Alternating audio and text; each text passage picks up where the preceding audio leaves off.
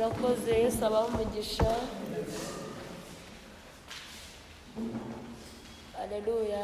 Amen. Abantu baje no munsi. Nitwa Claudette Mukahirwa, ndi umugore nsengera ku itorero rya Kacyiru. Twagize umugisha wo kongera kubyuka tubona birakunze, Imana ishimwe. Amen. Haleluya. Amen. Ku bantu twatangiranye ejo turi kwiga imigisha y'umwuka yo mu ijuru.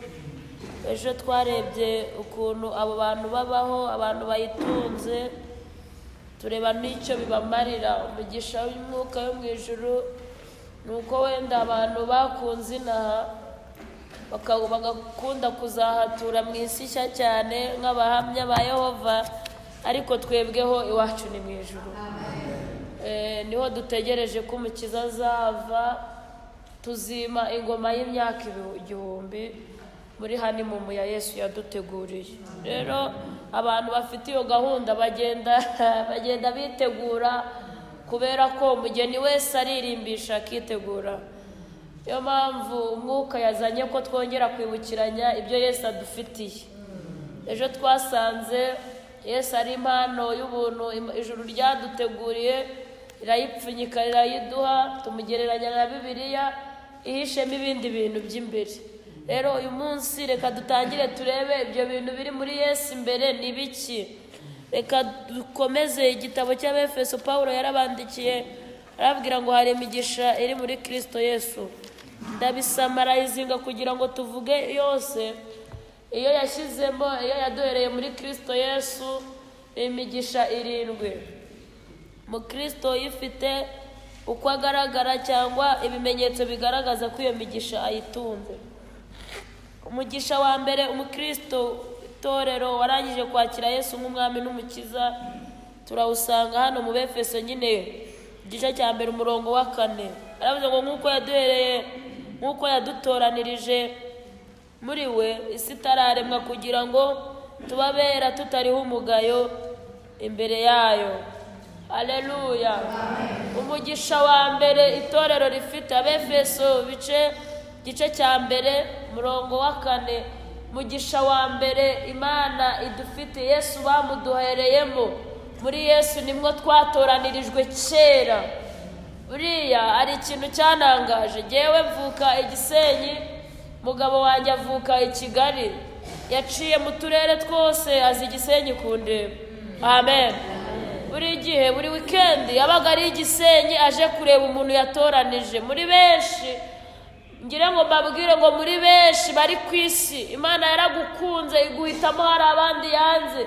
Uwo ni umugisha ukomeye ukwiriye kujya ubimenya, ukavuga ngo nubwo ndinaha ariko nakunzwe n'umugabo bita Yesu, kandi ntiyanywa ibintu byoroheje, yanyoye ibintu by'igiciro abantu batabona, umugabo wawe atabona, umuntu wese mama wawe atabona. Ntekereza ko nta muntu urinaha ushobora gufata umwanzuro wo kwitanga ndetse ngo apfe azira wowe. Nibyo Yesu yahisemo kugukwa, abona uri uw'igiciro gikomeye gutyo, arabanga umuntu wanjye nakunze zamukwa amaraso yawe. Haleluya. Amen. Gutoranwa rero ni umugisha. Ndavuga mu tuntu uyu munsi ntabwo ndabwiriza, turiga kuki gutoranwa ni iki. Icya kabiri, Imana igutoranya igukuye he. Icya gatatu turi burebe vuba, kuki gutoranwa ari umugisha. None utoranirizwa iki? Dufite ibintu bene data Imana yadutoranirije. Icya mbere impamvu gutoranwa icyari cyo ni uguhitamo bice cyangwa kimwe ugikuye muri byinshi byari bihari. Haleluya. Bibiliya ivuze iki? Igitabo cyo Kuva ibice 19 umurongo wa 5 kugeza ku wa 6 havuga ukuntu Imana yitoranirije Abisirayeli ngo mu mahanga yose, ngo kubera ku isi yose ari iyayo, ngo kugira ngo bayibere amaronko. Uri amaronko y'Imana. Haleluya. Uri umuntu Imana yarose. Petero yarabyanditse arabanga ikurongeye iki kugira ngo wamamaze ishimwe ryaguhamagaye, kubera ko yakumurikiye ikakumurikishiriza umucyo w'itangazo. Ejo ku wa 3 ndababwiye ko ndi umuyobozi w'ababyeyi. Hari umumama naramwitegereje nagakunda kuvuga, ndamubwira ati wazadufunguriye katuganiriza ijambo ry'Imana. Adusomera ijambo rikomeye riri muri Yohana ibice 12 umurongo ntabwo nibuka neza. Adusomera ijambo rikomeye, aratubwira ngo mugende ngo mugifite umucyo. Haleluya. Umuntu aramubwira ati kandi Yesu niwe wabwiraga abigishwa abantu ni Yohana 17 umurongo wa 12. Aravuga ngo mugende mugifite umucyo ngo kuko umucyo gihari ngo kandi mwihute mutabiriraho kubera ko hari igihe buzira ngo kandi ugenda mu mwijima ntamenye yajya. Haleluya. Mugende mugifite umucyo, mugende Yesu akivuga, mugende Yesu agikora, mugende mukibona uburyo bwo kugenda kuko umuntu uri mu mwijima ntamenye yajya. Iyo bwije ntabwo umenye iyo ujya, urahagarara waba uri no kugenda ukagwa mu mwobo utawubonye ku mpamvu z'uko umucyo utagihari. Ariko dukwiriye kugerageza ubu buryo Imana iduhaye. Nari ndi kwiga ibintu bya Bibiliya, sanga Bibiliya igizwe n'ibihe 9. Igihe cya mbere ngo cyari igihe kizira icyaha, hazaho igihe cya kabiri igihe cy'amategeko. Ibyo bihe byose uko byagiye bisimburana biri kudusatiriza mu gihe cyo kugaruka kwa Yesu. Abantu rero twakabaye tuvuga kugaruka kwa Yesu gusa kuko nicyo kiri imbere dutegereje. Turi mu gihe cy'ubuntu rero, niyo manwa dufite, koresha amanwa ufite kuko hari igihe amanwa ashira. Amen. Rero Imana igutoranya ikuye abantu muri benshi cyangwa bike, utoranya ibishyimbo muri byinshi ugahitamo imbuto ugiye gutera. Haleluya. Umuntu ahitamo n'amahitamo y'imbuto uzatera. Turi amahitamo y'imbuto z'Imana kandi dutoranije ibintu byiza. Icyaka hano iyo usomye iki gitabo Zaburi 78 murongo wa 70 haravuga ngo Imana ni ukuntu yatoranije Dawidi imukuye mu ntama muri bene se kugira ngo umenye ko agaciro. Imana yagukuye muri bene so benshi. Imana ikunda Yosefu, yanga abandi ba Rubeni n'abandi bose. Ari amahitamo y'Imana, uri amahitamo y'Imana. Muri iki gitondo ubwira umutima wa nubwo ndigura n'ibigerageza bikababaza umutima, ariko ndamahitamo y'Imana. Haleluya. Jewe ndamahitamo y'Imana. Ibyo bintu ukuriye kubigendera, hagira ibyo ubura ukavuga ati nubwo mbibuze ariko ndamahitamo y'Imana. Yarandebye irankunda mu isi nzima. Hari igihe umuntu yitegereza abandi akabona hari abantu beza Imana yaremye, ariko ukabona uwo muntu nubwo ari mwiza muri physical appearance, ariko Imana ntiyamuhisemo. Irakwikundira mu mateka y'iwanyu, iragukunda mu bigirwamana by'iwanyu, iragukunda. Ejo bundi Aburahamu umuzamu baze kwatera si uko yari afite igihagararo, ntabwo babitubwira. Yamuhisemo, hari amahitamo yayo. Haleluya. Imana ishimwe, Imana ihimbazwe. Rero igutoranya igukuyeho ahambere. Imana igutoranya igukuye mu bintu bisanzwe, igiye kukugira umuntu udasanzwe. Buriya ni uko utabizi, uri umuntu udasanzwe, ufite iby'agaciro, ufite imigisha yo mu ijuru. Nubwo inaha bitakunda cyane, ariko hari ahantu ufite imigisha. Bibiliya ivuga ngo iki? Iravuga ngo hari ibibanza dufite mu ijuru, kandi si ibibanza gusa, dufite n'umudugudu tuzabamo. Haleluya. Ntabwo ari umudugudu gusa, tuhafite amazu kuko hari uwagiye kuyategura. Imana ishimwe. Hari igihe inama bitakunda, hari igihe inama bitajya byemera, kandi narababwiye ngo byemera rimwe ubundi kandi bikazana ibibazo. Buri ibyifuzo byose dusengera ni ibibazo.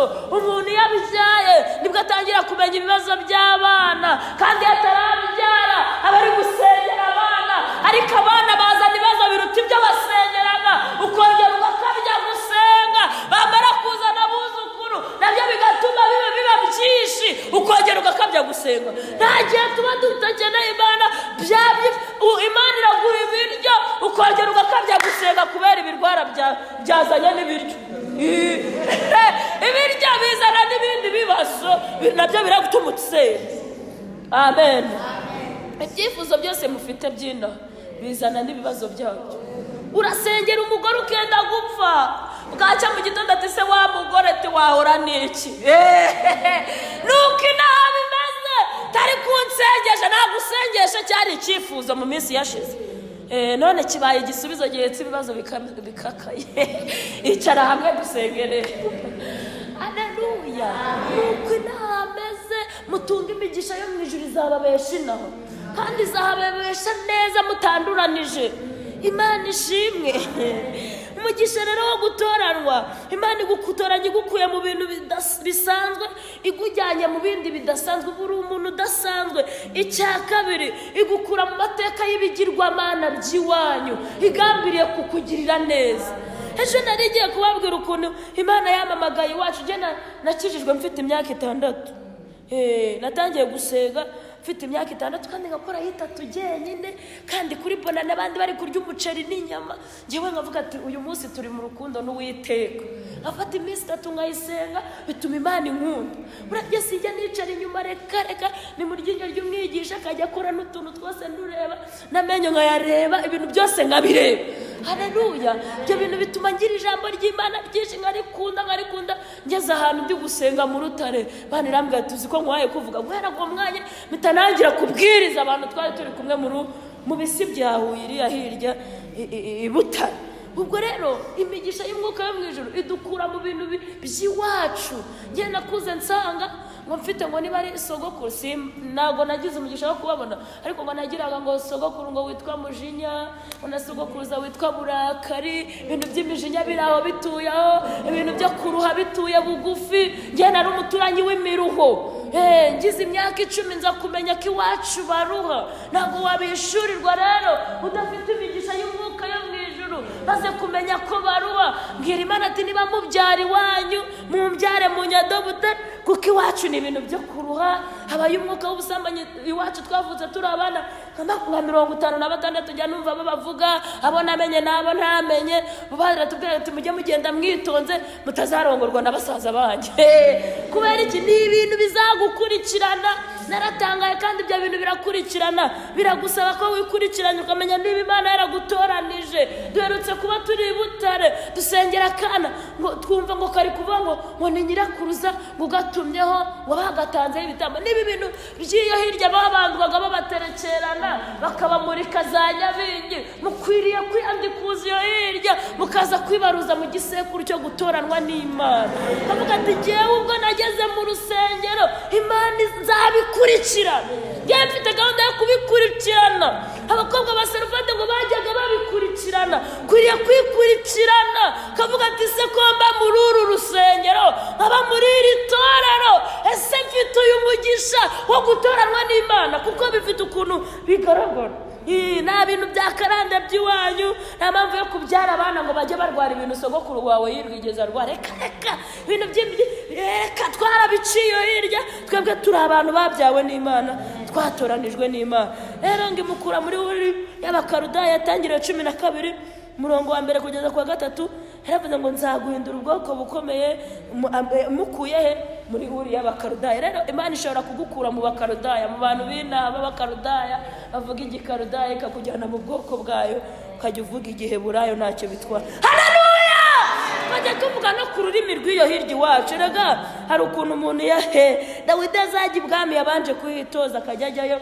Natwe hari ukuntu tujya duseruka tukajya iwacu mu ijuru gakeya, tukagira ibintu twuzuzwa, tukagaruka tumeze neza. Ni abantu batuye, ni abantu batoranijwe, ni abantu batura mu isi ariko baba no mu ijuru. Ubu twebwe tuba tuvuye mu ijuru tukaza gukorera inaha kuri tere, mu kanya tugasubirayo. Niyo mpamvu nta bya none, nta n'ibisaza. Haleluya. Hari igihe umuntu yishima. Ejo bundi nzababwira ukuntu Imana iduha umuryango mu kuduhamagara. Haleluya. None se abantu b'ingumba bishima nk'ababyaye, ni imigisha y'umwuka yo mu ijuru. Paulo yaravuze ati tugaragara nk'abantu batariho. Ibyo bintu ntago wapfa kubivuga ubinahuhirirwa wazezengera. Ibintu byakuzezengeza byatuma utabivuga. Ariko iyo uba mu ijuru ugakorera inaha, ujya ubona ibintu byose biri aho bizaza mu gihe buriya nta gihe kigumaho, igihe cyose kiragenda. Uko isi izenguruka, isi twari nijoro murasohokana mwaje mutabona, murasohokana aravanwa bimegano ni igihe biba byasimburanije. Abantu rero bafite umugisha wo gutoranwa bagenda bumva impamvu zigiye, bakavuga ati turina ariko tunagenda, nta bintu biduteye ibibazo. Wabyara nyine ukishima, wabona akazi ukumva biraryoshye ariko ntibiryohe cyane kuko biba birashira, ntago bigumaho. Haleluya, haleluya, amen. Pawulo nawe yaratoranijwe ava mu bintu bya kera byakozwe n'intumwa 9:3-6. Ibintu byo gutoranwa rero Imana ishobora no kugutoranya igukuye mu ivata wigaragura akakubwira ati baho, kakwihera ubuzima. Ezekiel 16:6. Haleluya, amen. Kuki gutoranwa ari umugisha? Icyambere n'isumbwe Imana ibikurutishije bagenzi bawe, niko Dawidi yahise yirya kuri bakuru bari barize igisirikare. N'isumbwe Imana ibiguhaye riruta iry'abana.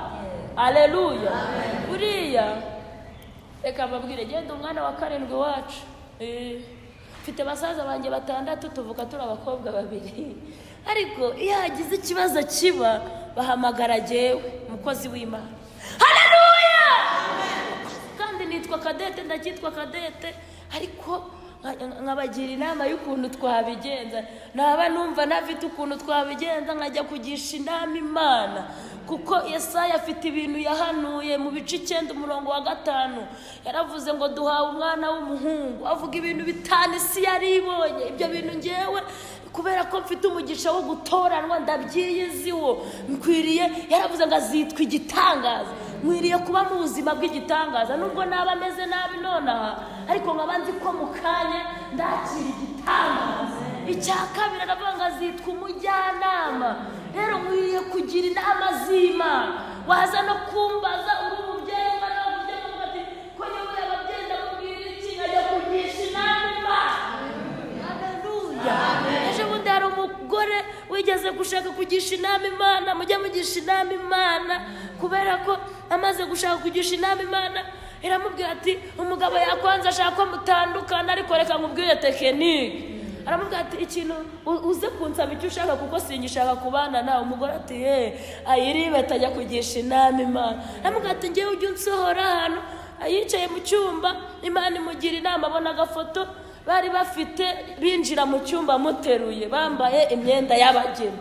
Haleluya, aramuterura aramubwira ati jewe ikintu nahisemo, niba yaratekerezaga abagore bakunda ibintu kazahitamo imodoka cyangwa kakazi bafite. Umugore ati reka, nahisemo kuzajya wongera kunterura kuri awaneruye turi kurebana gutya, ukongera ukansohora icyumweru kigashira, nikirangira nzagenda. Haleluya, umugabo amusagira ngo n'utuntu turaho tworoshye, amusohora bwa mbere amugeza hanze.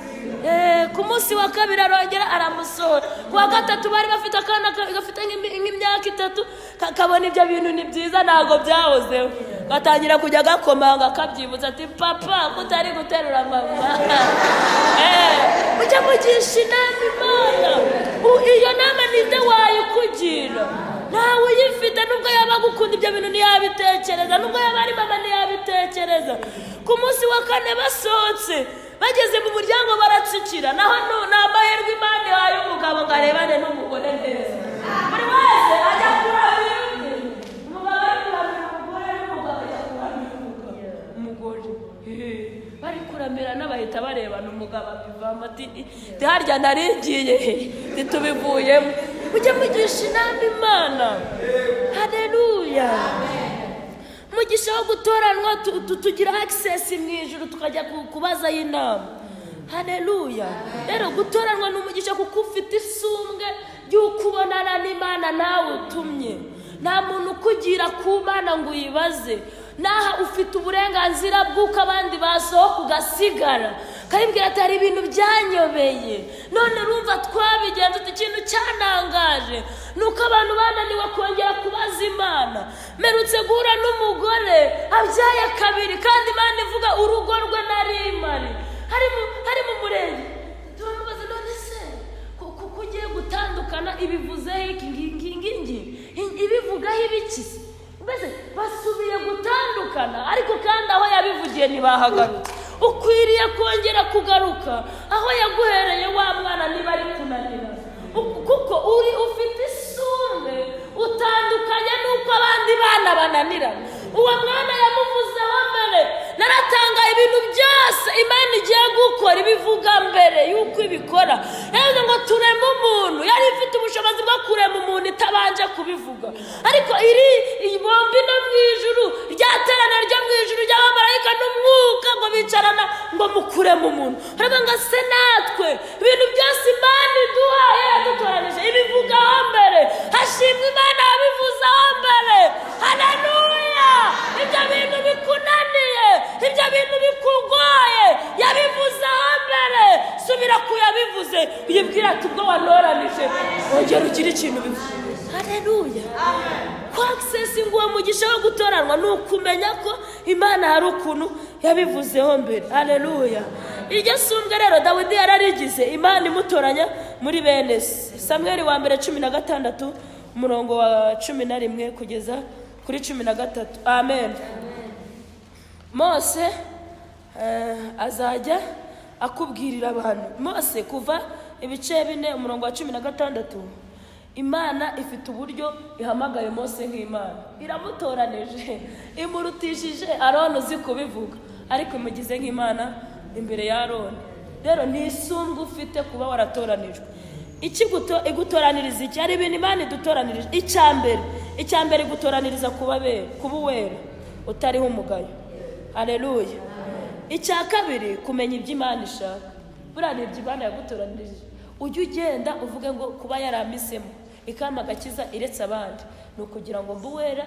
kabiri kugira ngo nkore ibyo Imana ishaka haleluya Imana ishimwe kumenya ibyo ishaka ibyakozwe n'intumwa 22 murongo wa 14 hariho impamvu Imana yagutoranije kandi hano avuze yadutoranyije icya gatatu nuko uzabona wa mukiranutse Imana yagutoranije kuzayireba icya kane Imana yagutoranije kujya wumva ijwi ryayo Imana igambiriye kuvugana nawe ariko yabuze abantu njya mbona mbere twajyaga dusenga nubwo ntari mukuru Imana ikavuga ariko nyine yikubonye irakuvugisha Nikodemo ngo yari umwigishwa wa Yesu rwihisho ngo afata umwanzuro akajya kurikirana ibintu bya Yesu ariko atagiyeyo kuko Nikodemo buriya Nikodemo yari mu bacamanza 70 b'Abisiraheli yakoranaga n'uriya Kayafa waciriye Yesu urubanza ariko Nikodemo ngo akajya kurikira ibintu bya Yesu rwihisho Nikodemo ngo haciye igihe ngo ikintu cyose Yesu yavugaga Nikodemo yagombaga kugisoma ngo kugira ngo abihuze n'amateka y'ibyanditswe kuri Yesu ngo batazanga Imana ngo kandi ngo yarababonekeye afata umwanzuro wo kujya bikurikirana none ngo agenda abona ibyo bintu bya Yesu ngo ari byo none ngo akajya agira inama abuza ngo kugira ngo zitaba Yesu afite ubushobozi bwo gutoranya abantu mu ibanga akajya baza mutabamenye ariko bakabana nawe mu ibanga igihe kiragera ngafata umwanzuro wo kujya guhurira na Yesu Yerayoni ngo nibwo yamubajije ngo none se ngo umuntu ngo yabasha kubyarwa ngo ari umugabo icyo gihe bari mu ibanga ry'umusozi Yesu rero afite imbaraga zo kukuvugisha uri wenyine mu ibanga ry'umusozi haleluya tugerageze ushaka Yesu by'umwihariko Yesu akunda abantu bamushaka by'umwihariko kuko ufite haleluya agufitiye amakuru y'umwihariko kuko twagize umugisha duhurira hano ariko umuntu wese yaraje aje kureba Yesu haleluya nuko twagize umugisha rikitwa Rehoboth ari itorero ariko buri wese azamuka umusozi aje kureba Yesu mujye mugira ibintu by'ibanga rero mugirana na Yesu by'umwihariko kuko arabigufitiye haleluya Imana ishimwe iminota yanjye nsigaje reka nyikore vuba iki kindi amen Imana rero igutoranije Petero wa mbere ibice 2 umurongo w'9 icyambere uri ubwoko bwatoranijwe icya kabiri uri ishyanga ryera amen muri abantu Imana yaronse kugira ngo yamamaze ishimwe ryabahamagaye rero ufite misiyo ntabwo Imana yagutoranije iwanyu ku buntu nta nubwo yagutoranije muri karitsiye ku buntu ni ukugira ngo ube ishyanga ryera kugira ngo ube umuntu Imana yose ariko ugende no mu kazi reka babwire ariko umuja wo kwa Namani akurusha kumenya Mesiya. Haleluya. Mubigeze batera Namani ngo Imana yari yaramaye gutsinda Abisirayeli, ngakajya atera Abisirayeli agiye kubanyaga ngo cyangwa kugira ibintu nyine akakica. Iyo umujura guteye cyangwa umwanzi abaje kunyaga cyangwa kwica. Rero ngo bageze ngo banyagaye agakobwa nikakurikirana ko kanyazwe gusa. Impamvu uri muri uwo muryango wa mubyeyi we ntago ari gusa, hari abandi bakobwa bagumiwe. Impamvu uri muri uwo muryango wa mupapa we ntago uri umukwe gusa. Oya, haleluya. Ugiye kwamamaza ishimwe yaguhamagaye ahantu hose ni uburyo. Impamvu uri muri ako kazi hari abashomeri benshi, wowe urimo urakora, wagiye aho kugira ngo wamamaze ishimwe yaguhamagaye.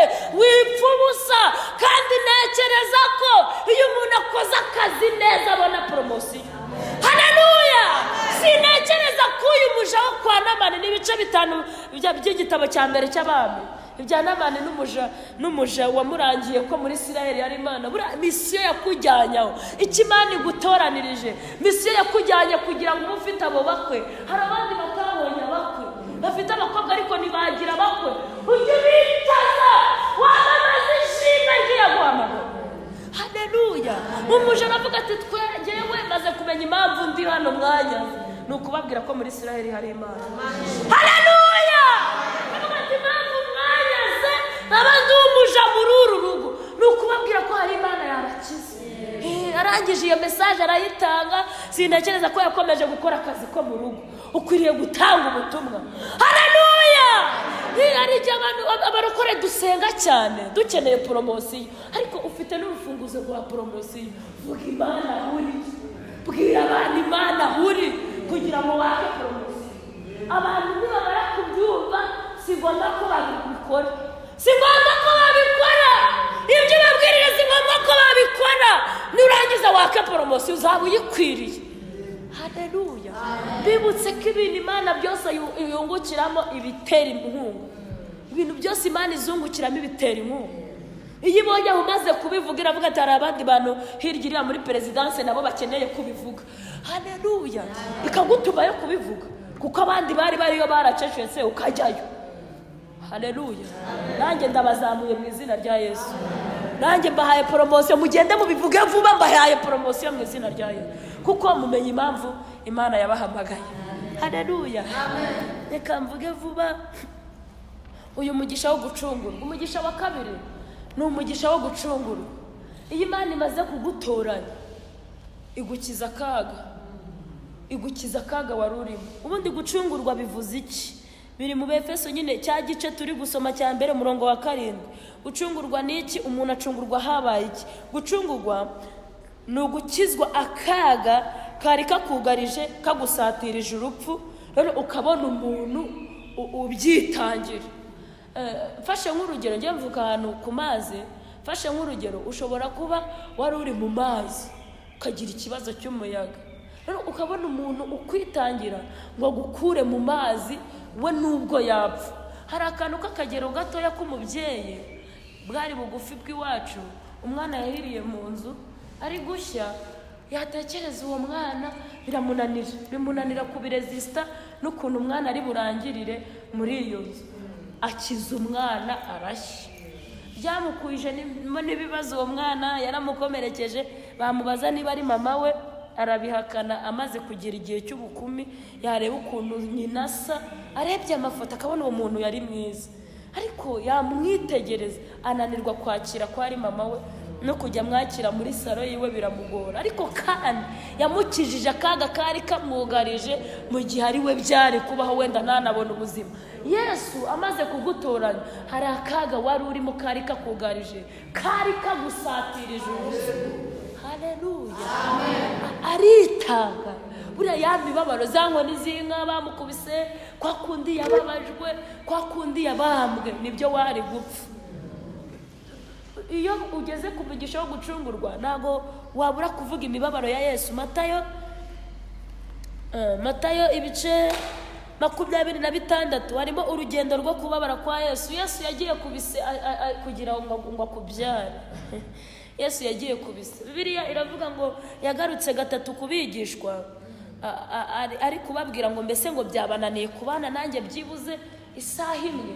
Yari ari mu cyumba cy'urwererero, abagarukaho yajya kugenda ariko amaso yanyu araremereye ku buryo munaniwe kwihanganana nanjye. Yesu rero yari ari ku gise cyo kukubyara. Ababyeyi namwe murabyumva, n'abagabo ndababonamo, muzi ukuntu ibise birushya. Icyanyuma kimukubise aravuga ati mubyuke ungenzi ari hafi. Yari akubonye. Ikindi gituma musubirayo, barakubwira ati subirayo na mama wawe, imisatsi wari wayimazeyo ugasubirayo kubera ko umwami muteruye. Yesu yarebaga itorero akavuga ati ndasubirayo na mama. Haleluya. Ikintu cyashoboze Yesu kugucungura nuko yajyaga ahishurirwa ukuntu muzicara muri kumuvuga. Amen. Amen. Haleluya. Reka nsoreze ku kantu gato k'umwongereza yanditse. Ejo bundi ari umwongereza wanditse aravuga ati ariko ko muvuga Yesu cyane, buriya Yesu apfa abantu bari bazi ko misiyo yapfuye, ko ikintu cyari cyamuzanye cyarangiye, ariko kandi cyari gitangiye kuko amaze kuzuka agiye atagihari nibwo bo bamuvuze. Buriya Yesu ni umusitari bavuze atagihari cyane. Haleluya. Kuko impamvu zo kumuvuga nibwo zabonetse. Amen. Umugabo umwe rero yigeze yandika arapfobya aravuga ati ko numva mumuvuga cyane, bamuvuga ibiki ko umugabo avuga ibintu bitatu apfobya nyine. Aravuga ati umuntu w'umugabo wabaye inaha yagendeye ku ndogobe inshuro ebyiri kandi zitarize, ku ngamiya inshuro ebyiri kandi itariye. Kabiri, ntamva yigeze agira. Yesu kugira ngo agucungure byamutwaye imbaraga zikomeye. Gatatu, aravuga ati umuntu utaragiraga ubwato nubwo yagendeyemo, umuntu winaha mumuvuga. Undi arandika aramusubiza aravuga ati ariko narinzi ko uri umuhanga ariko mbonye uri umuswa cyane. Icyambere, Yesu uzagende basi utire Karina. Icyo gihe nyine ingamiya y'icyo gihe yarutaga nkarava fo ya miliyoni 80. Uzagende ubwire nk'ahantu ukomange ubabwire ati mume Karina ya mururu rugo, ubabwire ngo ninde uyishaka, ngo babwire ngo umwami databuja ni ubatu. Ashaka kumusubiza ahandi Yesu yatumye abigishwa arababwira ati mugende kwa Nuzi, mumuzanire cyane cy'indagore cy'isezeranye. Haleluya. Ntabwo ninde ukibatuma mubwire ati umwami databuja. Haleluya. Umwami databuja ni ugishaka. Baguhe Karina cyangwa moto cyangwa igare bazi. Bafungure baguha igare bakubwira ati twara igare uri umuntu w'umugabo. Namubwira ati niwe wenyine wakomanza ashaka rava fo mu gipangu bataziranye. Bababaje ati ko muyisohoye ngo nakiribe ati ko mudusohoreye imodoka ati umwami databuja arayisha. Haleluya. Amina. Nuko rwari urugendo rukomeye ariko yakoze akantu keza. Haleluya. Arongera aramusubiza aravuga ati ariko narinzi ko wakabaye wandika ibitabo uvuga ibintu by'ubwenge ariko cyanze uri umuswa cyane. Utekereza ko umuntu wari ufite ubushobozi n'imbaraga byo kugendera hejuru y'amazi yari kubaza ubwato bwo kugira ariko babaye. Haleluya. Ubwato bwari kuza gusapotinga iki? Ko gusapotinga abanyantegenye badafite ubushobozi bwo kuyagendera. Arababwira ati se uri umuswa cyane. Yaramusubiza ni kandi uri umuswa cyane, nukagira no gutekereza guciriritse. Ni wakabaye uri umuhanga wari kwandika ibintu bizima. Utekereza ute umuntu wari udafite gahunda yo kuba mu mva yari gukorogoshora imva yo? Wakabaye warasomye amateka y'ibyabaye hirya y'umusaraba ukareka kuvuga ibintu bidafite gahunda. Aramusuzugura cyane ariko ko kantu yateyeho comment amusubiza niko kamfashije. Avuga ati uri umuswa cyane. Iyaba yari kuba umunyantegenye wo kuzamara iminsi nk'umwe mu gituro bazi. Narinzi ko wakabaye uza akazi yakoze avuye ku musaraba imva yari kubimaze iki. Yesu ntabwo yari gukorogoshora imva kuko yatsinze urupfu. Haleluya. Hirya yo kujya ku musaraba yahise amanuka. Karakantu yakoze naragakunze kwiyerekana i Yerusalemu hamwe n'abera ba kera banesheje. muhumure ntabwo tuzahera mu gituro. Hari umuririmbyi wamfashije aravuga ngo kuri uwo munsi hazazurwa 271 abapfiriye muri we. Avuga akantu gakomeye, aravuga ngo bazava mu gituro nk'umucunguzi. Haleluya! Aravuga ngo bazahurira mu ijuru, nanjye nzaba mari sinzaburira. Hari ikoraniro rizaba hano hirya. Abantu rero batoranijwe bakavuga bafite umugisha wo gucungurwa, nibo bafite gahunda hano hirya. Amen. Imyaka 1000 wazabaho imyaka yo kumenyana. Icyama nkazakumenya, icyama na ukabiharanira muri cyagiye cyo kumenyana. Haleluya! Hari igihe nganira n'umuntu nkabona akanya kabaye gake, nkajya mvuga atari kuwite mu gihe cyo kumenyana nazatongera tugakomeza tuvuge. Haleluya! Tuzagira ikoraniro ry'abakijijwe ritari ry'abantu bose. Imana ibahe